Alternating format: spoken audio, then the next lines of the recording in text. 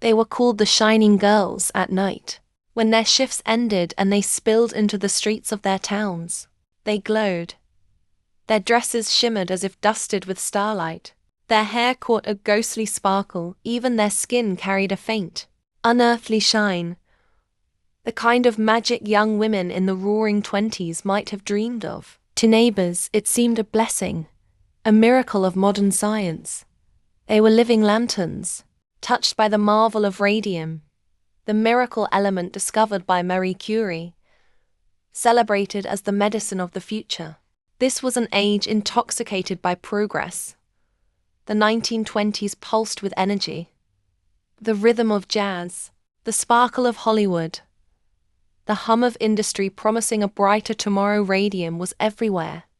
In medicines, in beauty creams, in bottled tonics, it was advertised as the cure for fatigue, the secret to vitality, the very essence of life itself. And inside the radium dial factories of New Jersey and Illinois, dozens of young women were hired to paint tiny watch faces and clock dials that would glow in the dark, guiding soldiers, travelers, and dreamers alike. They were proud of their work, proud to be part of the modern miracle.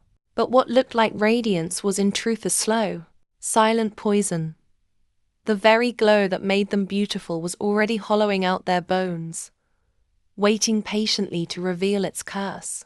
At the dawn of the 20th century, science seemed to hold the keys to immortality, and at its heart was a discovery that shimmered in the dark: radium.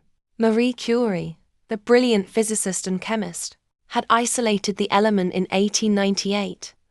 It was unlike anything the world had ever seen. A substance that glowed softly, almost magically.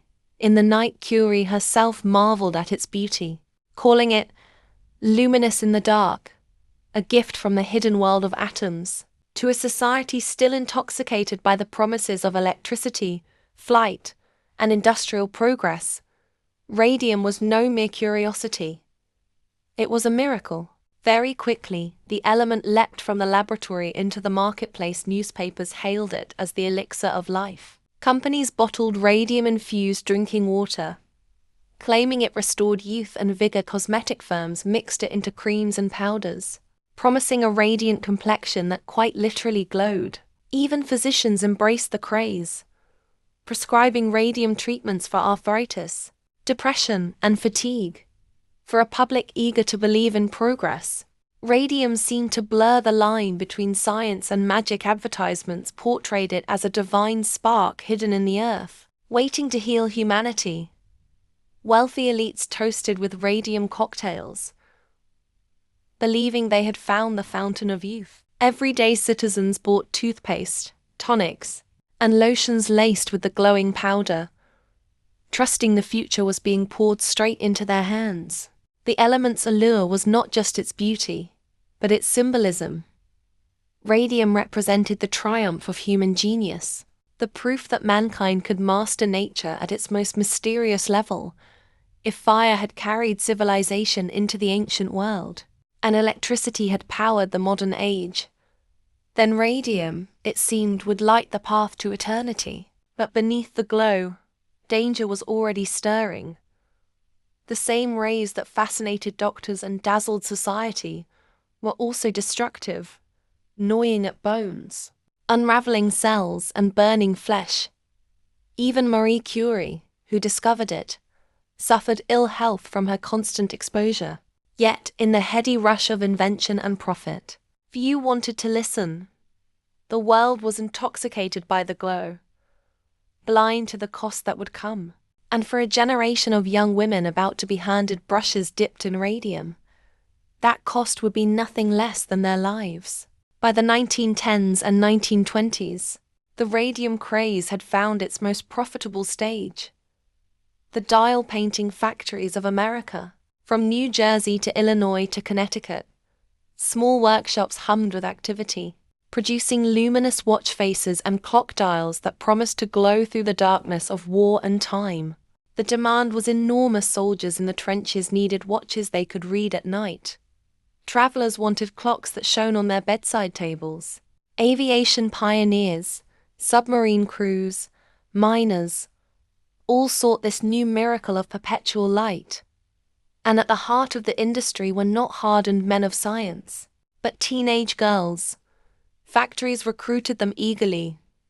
Young women, some as young as 14 or 15, answered the call. The work was considered respectable, even glamorous. Unlike grueling factory floors filled with soot and sweat, the Dial studios were clean, quiet, and filled with promise. The pay was good. 3 times what a shop girl might earn for working-class families. It was a dream for the girls themselves. It felt like independence. The technique seemed simple enough.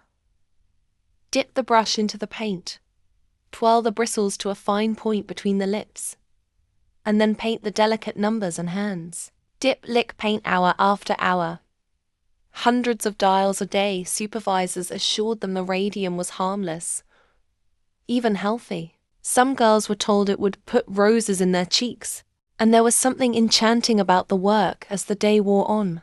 The dust of the glowing powder clung to their dresses, their hair, their eyelashes. When they walked home in the evenings, they shimmered faintly in the twilight. At night, under street lamps, their clothes sparkled. They laughed about it, compared who glowed brightest, and delighted in how their teeth and lips seemed to shine. One worker later recalled, "We lit like fireflies, like little stars. We thought it was beautiful." They wore their glow with pride, unaware that each twirl of the brush carried particles of death deeper into their bodies. Every lick of the bristles was a dose of poison swallowed. Every giggle at their reflection was a step closer to tragedy. For the factory owners, it was profit for the world. It was progress for the girls. It was the beginning of a nightmare that would soon consume them from within. At first, the changes were subtle. A toothache that lingered longer than it should. A sore that refused to heal, fatigue that clung to the body. No matter how much rest was taken, the girls laughed it off, convinced by their supervisors that radium was safe, even good for them. But soon, the laughter turned into silence. One girl found her jaw aching so fiercely that she could no longer chew solid food. Another visited a dentist after her tooth fell out, only to have her gum begin to bleed uncontrollably. Strange abscesses appeared, seeping with infection. When doctors pressed on the jawbones of the girls, they sometimes crumbled like chalk under their fingers. The condition became infamous. Radium jaw.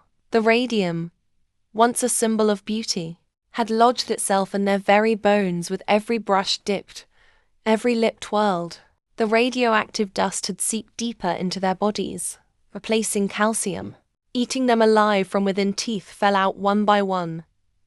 Jaws disintegrated, leaving grotesque gaps for some. The bones of the hips, the legs, even the spine began to collapse. Others developed cancerous growths that spread relentlessly, devouring them from the inside. Doctors were baffled.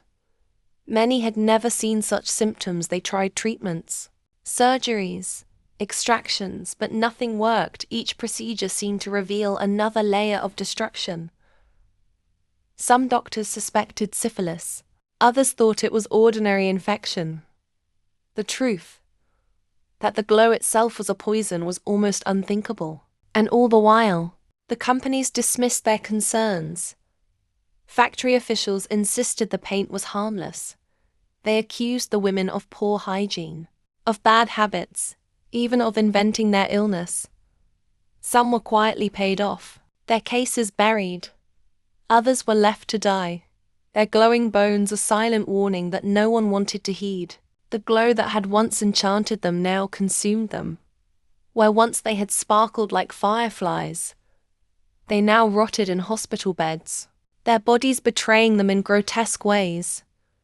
One worker described her pain as like being eaten alive.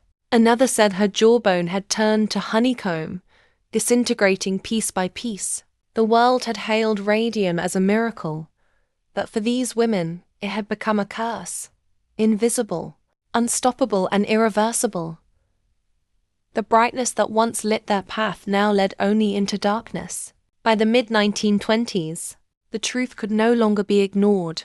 Too many girls were sick. Too many jewels had collapsed. Too many bodies wasted away under the weight of the mysterious glow. What had once been dismissed as coincidence now revealed a chilling pattern. One of the first to question it was Grace Fryer.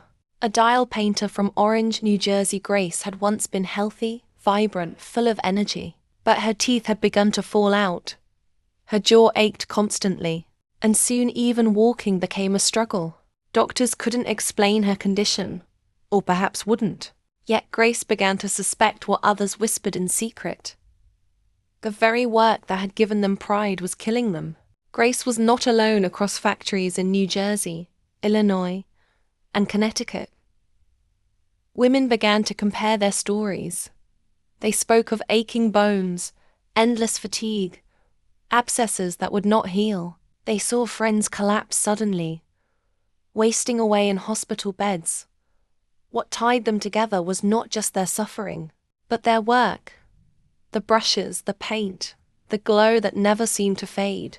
When they sought answers, they met walls of resistance. Employers insisted the paint was harmless, the illnesses unrelated. Some women were accused of living immoral lives, blamed for their own decline. Others were offered small settlements if they promised silence. Medical experts hired by the companies declared the workers healthy. Despite their obvious suffering, the women refused to remain silent.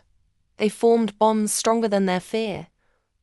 They visited each other in hospitals, shared testimonies, and supported one another when families or doctors doubted them. Together, they began to demand accountability. Grace Fryer, though in constant pain, began the fight of her life, not only for her own survival, but for the countless others too sick or too poor to speak out.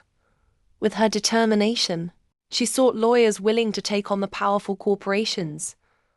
Most turned her away. The companies had wealth, influence, and armies of attorneys. What could dying girls possibly hope to achieve against them? And yet, Grace and her sisters pressed on. Their bodies were failing, but their voices had found strength.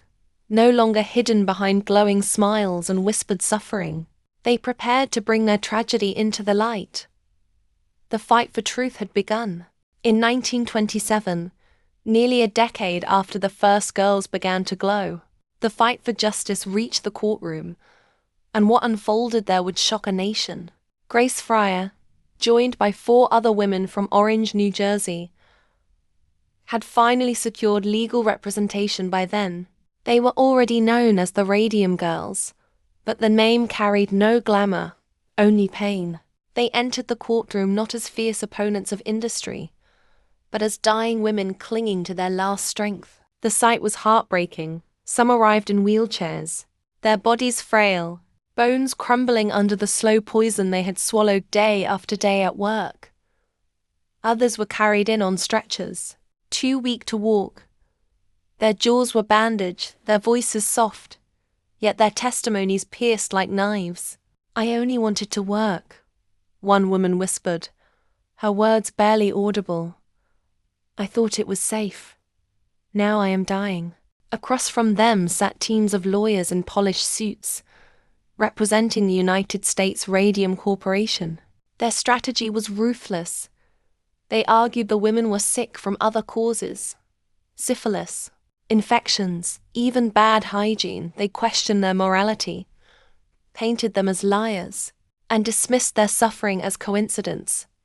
Every attempt was made to discredit the women, to preserve profits and protect reputations. Outside the courtroom, the world was watching. Newspapers carried the story, splashing headlines across front pages. The image of glowing girls turned into skeletal patients captured the public imagination. And their outrage. How could companies profit while young women withered away in agony? How could progress demand such a price? The women's lawyers highlighted not just the science, but the humanity. They showed X-rays where bones had vanished, spoke of teeth falling out by the handful, and revealed company records that proved the dangers had been known, but ignored. Each revelation deepened the nation's horror. In those tense days, the trial became more than a lawsuit. It became a symbol. On one side stood industry, wealthy, powerful, and determined to protect itself. On the other stood the Radium Girls, broken in body but unshakable in spirit, demanding recognition of their suffering. When the verdict finally came, it was clear the tide had turned. The women won their case, securing compensation, though no amount of money could buy back their health. More importantly, they had won something larger: public recognition of the danger, and the first steps toward holding industry accountable for the safety of its workers. The courtroom battles of the Radium Girls burned themselves into history. Their glow was no longer a symbol of beauty, but of defiance. Their voices, once dismissed as whispers of complaint, had become thunder heard across America. They had stood against giants, and for the first time, the giants stumbled. The trial of the Radium Girls marked not an end, but a beginning. Though their bodies were broken, their voices had forced the world to listen, and the echoes of their fight would ripple through generations. In the immediate aftermath, the companies were forced to settle. The women received modest compensation, though far less than they deserved. But the true victory was not in the money. It was in the acknowledgement. The first time in American history that workers' illnesses were legally recognized as the responsibility of their employers. The verdict shattered the old belief that profit excused negligence. From that recognition grew a new awareness. Occupational diseases were real, and workers had the right to protection. No longer could corporations simply dismiss dying employees as unlucky or immoral. The suffering of the Radium Girls had carved their names into the foundation of workplace safety. The legal precedent they set reverberated far beyond their factories. It fueled reforms in labor laws, paving the way for compensation systems, stricter health standards, and eventually the creation of agencies like the Occupational Safety and Health Administration, OSHA. Their sacrifice forced industry and government alike to confront the truth. Progress without protection was not progress at all, but tragedy disguised as triumph. And their story carried a warning, even as new industries rose. Chemicals, plastics, nuclear power. The glow of radium lingered as a reminder that innovation without conscience comes at a deadly cost. The haunting image of young women painting numbers in dim workshops, their brushes tipped with poison, became a symbol that the modern world could not ignore. Though many of the Radium Girls did not live to see these changes, their courage ensured that countless others would never face the same fate. They had turned their suffering into a legacy, one written not in glowing paint, but in laws, protections, and a new understanding of human dignity in the face of industry. In the end, their glow did not fade. It became eternal, illuminating the path toward justice for every worker who came after. At night, the girls still seemed to glow long after the factories closed, long after their laughter had quieted. The radium lingered in their bones in cemeteries across New Jersey and Illinois. Their remains still give off a faint, ghostly light, a cruel reminder of the beauty that killed them. They had painted the hours of the world, tiny numbers on watch dials, marks of time meant to guide soldiers, workers, dreamers. Yet their own time was stolen. They had illuminated the night for others. Even as darkness crept inside their own bodies, their glow became both a wonder and a warning, a symbol of human ambition, and of the blindness that often walks beside it. The Radium Girls lit up the world, but at the cost of their lives. Their suffering forced a reckoning, ensuring that future generations of workers would be safer, their dignity protected. Progress has always carried a price. But in the story of the Radium Girls, that price was written in bone and blood, in voices silenced too soon. And yet, they are not forgotten. Their courage burns brighter than the radium ever did. Their names echo in courtrooms, in laws, in the very idea that no worker should die for their labor. The Radium Girls are gone, but their light remains.